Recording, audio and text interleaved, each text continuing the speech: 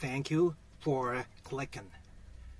In this video, I would like to discuss Mr. Ted Bundy, especially about his double-faced lifestyles.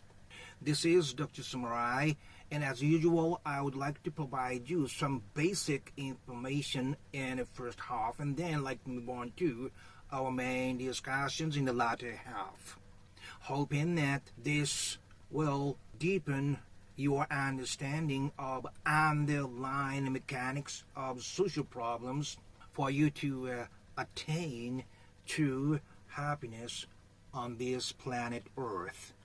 Are you ready? Okay, let's start. So, Mr. Ted Bundy, right? What comes to my mind first when I hear the name Ted Bundy is what Mr.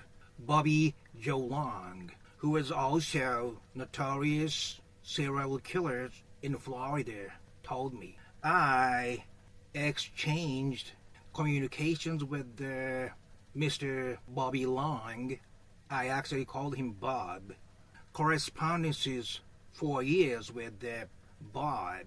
And I still remember what he told me. Ted Bundy was so nationally and internationally notorious. His name is something like the very representative of serial killer. Anyway, Bob was paired up with the Ted in tennis matches in a yard, prison yard. I don't think it was only one-time deal. Multiple times they were paired up in a tennis game. And Bob told me, "Oh, I know Ted very well. He was my partner, And he goes like, Ted was one of the most reliable and trustworthy persons I had seen in prison." That's what Bob told me. And also, when Ted was executed in 1989, people were gathering right outside of the prison fences and entrance, right? And when it was carried out, they kind of raised jubilant shouts, as you may have seen on TV news. And Bob told me the same thing was happening inside the prison with the inmates. Inmates were shouting and cheering and raising jubilant, shouts when Ted was executed. And Bob told me he did not like it. Probably knowing that he would be executed someday, he overlapped himself with Ted, who was executed on that day. And years after, me and Bob exchanged the very last letter before Bob's execution. It started out saying that hey, the time has come. And he talked about what we could not do together and things like that.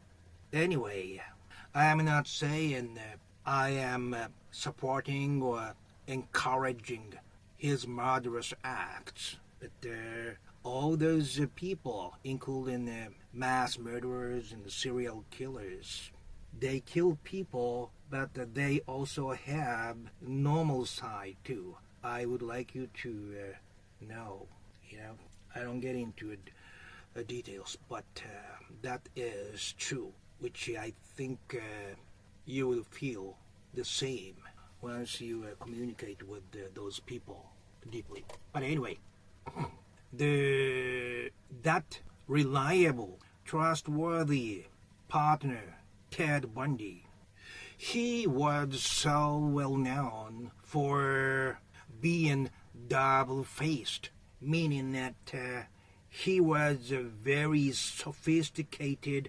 intelligent, handsome gentleman who even represented himself at the court, while on the other hand, he murdered over 30 women, innocent women, including a 15-year-old girl, just for his sexual excitement. He, used a hacksaw and almost chopped off the head of one victim.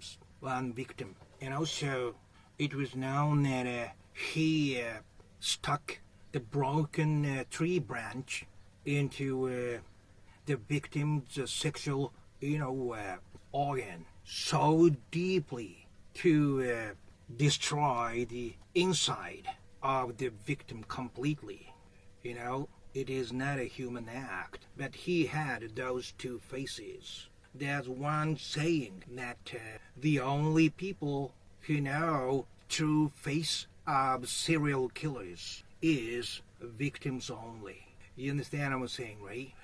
And what I would like to discuss is this double face, sophisticated versus bestial. Before I go further, I would like to provide you with some small value. There are two types in serial killers. One is called organized type. The other is called disorganized type. Disorganized type is like Richard Chase, who opened up the victim's body and drank blood and pull out all the intestines and put it over tree branch and stuff like that. They typically attack anybody who happen to be on their way without any plan.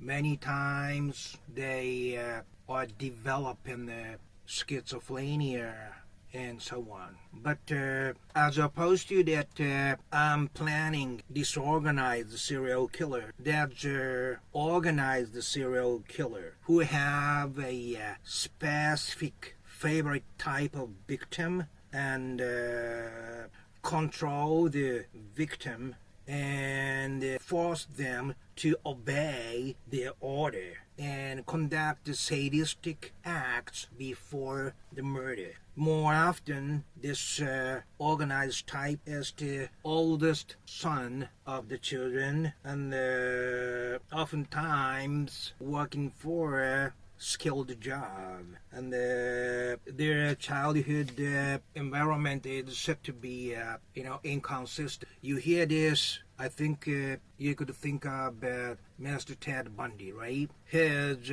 murderous act was perfectly controlled, at least halfway through. And thing is, why person like Ted keeps acting so violently on female is their sexual urge and violence are merged into one. So whenever their sexual urge is activated, their aggression is also activated. Remember, on the brain, hunger and anger and the sexual urge are all placed next to each other. So one is activated, the other is activated in conjunction, so to speak.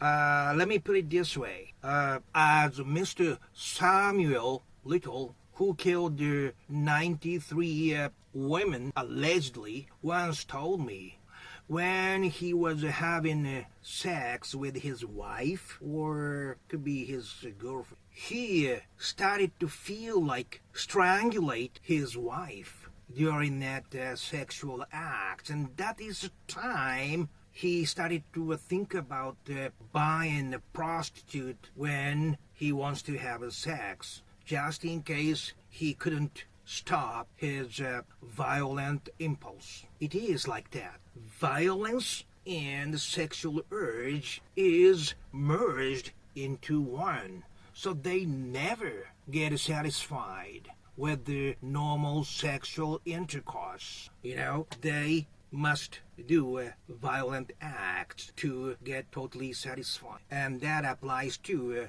Ted too. So what was Ted's, a source of aggression? It is well known that he placed multiple knives around his aunt when he was 3 years old. His aunt was taking a nap on her bed or something. But at age 3, he surrounded her with the knives all pointing to her bodies. That means the source of his aggression was before he was 3, right? And this kind of get along with the soul of 3 years lasts forever, which we hear very often. And I am pretty much sure the very source of his aggression is his grandpa, who adopted Ted as his own son because Ted was an illegitimate child of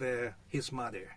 So grandfather adopted him as his boy, so his mother became his older sister, superficially, and that the grandpa was allegedly a very violent and volatile type of person who pushed that aunt over the fence of the second floor rail down to the first floor when he got angry at her. And also he kind of swung a cat, grabbing the cat by the tail. And he read X-rated magazines and left it all over on the floor. And I think that is probably why Ted, right before execution, said it was because of the pornography. But no, it was the aggression of his grandfather. And secondarily, the pornographic magazines were there. So aggression was already there. And also, those SM type of magazines were available to Ted even before he gets 3 years old. That's the source of anger of Ted Bundy. And that is why after he got caught in Washington, he moved to Utah and then, ran away from the court all the way down to Florida and then ran away from the jail and kill multiple girls at the dormitory, because whenever he feels sexual desires, the violence, murder, accompanies. That's what the underlying mechanics of Ted's serial murder. The point is why they, including Ted, must be double-faced. Among all those prison friends I corresponded with, Mr. Kenneth Bianchi, Mr. Ivan Millett, Mr. Patrick Kearney, Mr. Cleophas Prince Jr., Mr. Alfred Gaynor, Mr. Charles Albright, all those people never admitted they committed murders, although situational evidences solidly pointing to them as their and Ted was like that. They all admit to when pre-bargaining for life sentence to avoid capital punishment. But in Ted's case, although he had this chance to get the plea bargain to a life sentence, he rejected it. And he went for trial of death or alive intentionally. Why is that? The hint is what Mr. Alfred Gaynor said. He had been denying his murders for years, almost 10 years.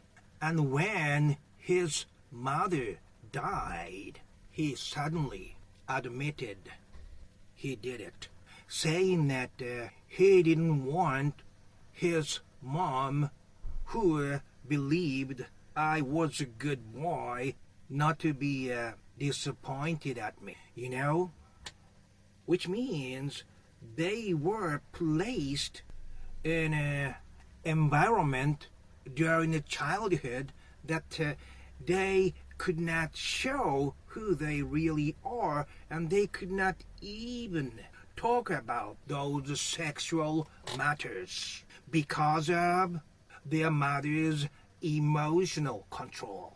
The same thing happened with Mr. Ivan Millet, the most famous criminal in Australia's history, backpacker killer. I communicated with him 10 years or so. All he asked me for was legal material to turn over the court decision, completely denying his murders.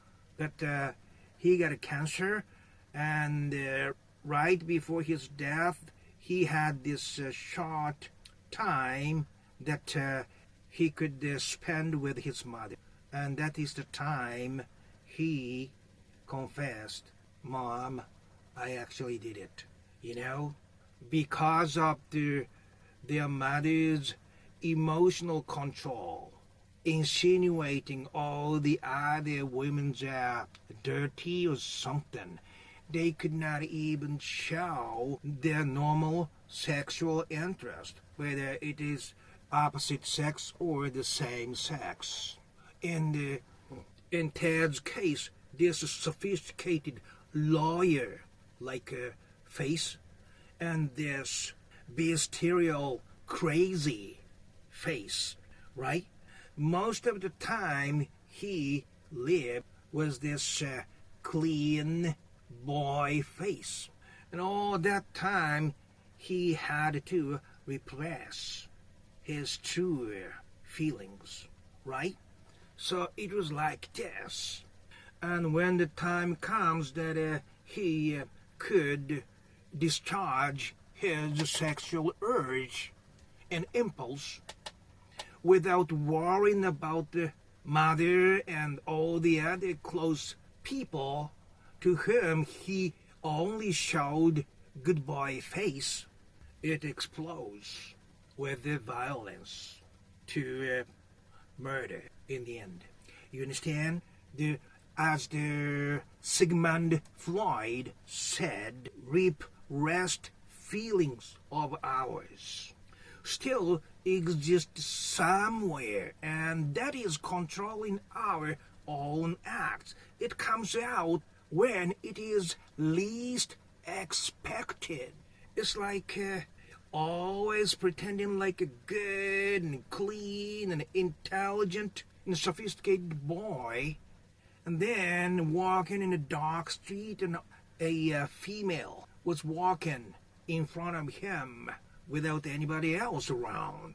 It clicks inside him, and he shows his true violent color. The more you repress, the harder the explosion is. This is the dynamics and physical mechanics. Repressed all the way down for a long time. And when you don't have to repress it, it goes uncontrollable.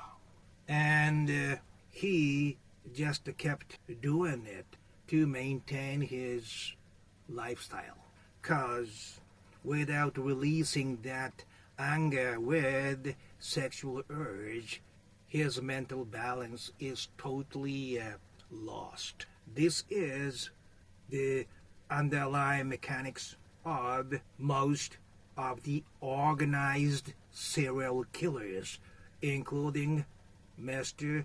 Ted Bundy, who did not admit his acts of murder because he was raised that way, not to show even a bit of sexual size or sexual interest, and to admit it with his mother and all the other people who trusted him, to betray his mother and all those other people who trusted him to be clean was more difficult to accept his guilt of committing murders. So today's value is, although there are many types of serial killers, one main type is like Ted. Aggression and sexual urges are merged into one, and when they hit puberty, the violent urge came up together with their sexual urge. So whenever they feel sexual urge, it accompanied with violence. And the reason why he kept double faces was he could not show true himself to his mother or in his family because of the emotional conditions he was placed in childhood. And it was usually mother to whom they couldn't show sexual signs at all. So they repressed it to the limit. And when they had to release it, it exploded. And it showed in a very ugly, abnormal way. That is it. So, leading a double life, which also applied to Green River Killer, Gary Ridgway, itself is the way they accumulated their sexual impulses to the limit. And when they see the safe situation to release urge, they go crazy because violence was already merged into their sexual urges. This is pretty much it. I know this was kind of deep story, but everybody has sexual urges. So up until next time, I would like you to think about your own way of living in comparison to Mr. Ted Bundy. Wherever you are, my friend, on this same planet Earth, during this miraculous same time period, which is very short. Okay, now, thank you very much. Goodbye.